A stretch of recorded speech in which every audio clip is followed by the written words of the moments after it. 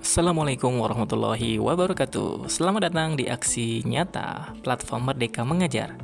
Pada kali ini, kami akan menyampaikan topik mengapa kurikulum perlu berubah. Sebelum kita lanjut ke pembahasan, izinkan kami memperkenalkan diri dulu. Nama saya Muri Kuswanto, saya merupakan guru bahasa Inggris di SMA Negeri 3 Sidarja. Dimulai dengan pertanyaan, mengapa kurikulum perlu berubah? Lalu, apakah yang dimaksud dengan kurikulum?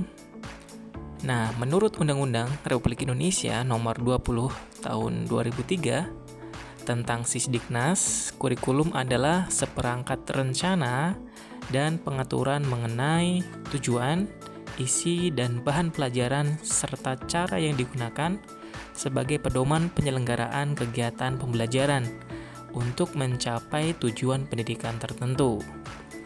Nah, kemudian ada beberapa dimensi kurikulum. Yang pertama, kurikulum sebagai suatu ide. Kedua, kurikulum sebagai suatu rencana tertulis yang merupakan perwujudan dari ide. Dan yang ketiga, kurikulum sebagai aktivitas atau pelaksanaan dari perencanaan.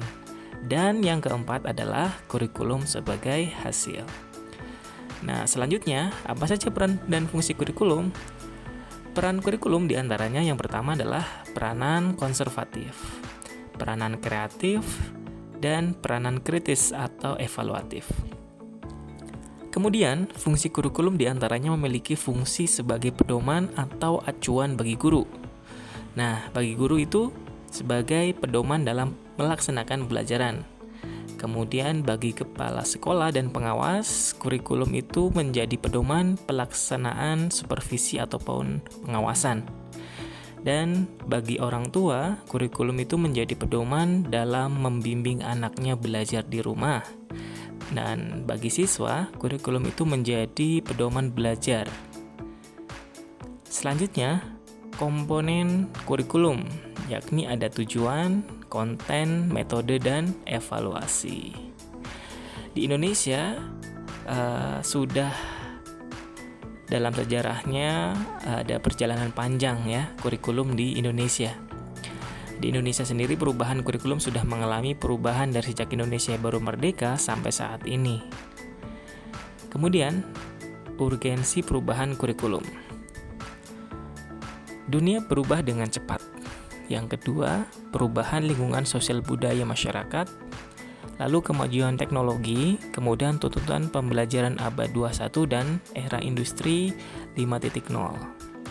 Maka perlu dilakukan penyempurnaan pada kurikulum agar dapat mengikuti perkembangan zaman, memenuhi kebutuhan masyarakat, serta mengikuti kemajuan teknologi dan ilmu pengetahuan. Sebagai unsur yang vital dalam sistem pendidikan, kurikulum memiliki peran utama dalam menentukan materi dan metode pembelajaran bagi siswa. Nah, coba kita tengok sedikit apa sih konsep Ki Hajar Dewantara. Nah, konsep pemikiran Ki Hajar Dewantara tentang pendidikan yang pertama yakni kodrat alam menjadi syarat untuk mencapai kemajuan secepat dan sebaik mungkin. Kemudian yang kedua, kemerdekaan sebagai syarat untuk mengembangkan dan menggerakkan kekuatan fisik dan mental anak, sehingga mereka dapat memiliki pribadi yang kuat, mampu berpikir sendiri dan bertindak secara mandiri. Selain itu, ada asas trikon Ki Hajar Dewantara yang meliputi kontinu, konvergen, dan konsentris. Nah, apa sih maksudnya kontinu, konvergen, dan konsentris?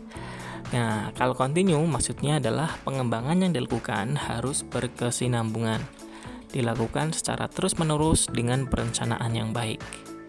Kemudian konvergen maksudnya adalah pengembangan yang dilakukan dapat mengambil dari berbagai sumber di luar, bahkan dari praktek pendidikan di luar negeri, seperti yang dilakukan oleh Ki Hajar ketika mempelajari berbagai praktik pendidikan dunia, misalnya Maria Montessori, Froebel, dan Rabindranath Tagore.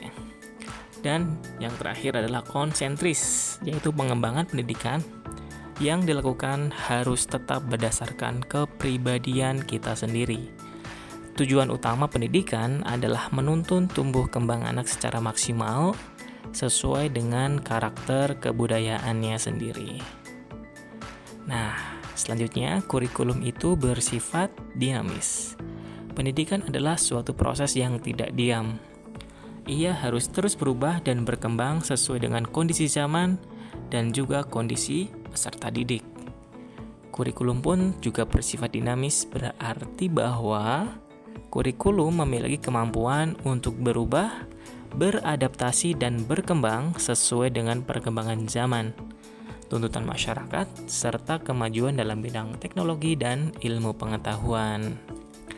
Sifat dinamis ini mencerminkan respons terhadap perubahan dalam lingkungan sosial, ekonomi, dan budaya, serta upaya untuk menjaga relevansi dan efektivitas pendidikan dalam menghadapi perkembangan terkini. Maka, kesimpulannya adalah perlu adanya penyempurnaan kurikulum.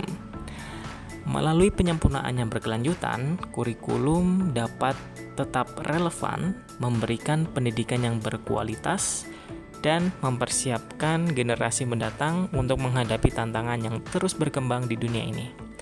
Demikian yang dapat kami sampaikan.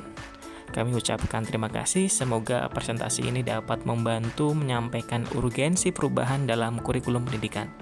Sukses untuk aksi nyata menuju masa depan pendidikan yang lebih baik. Terima kasih.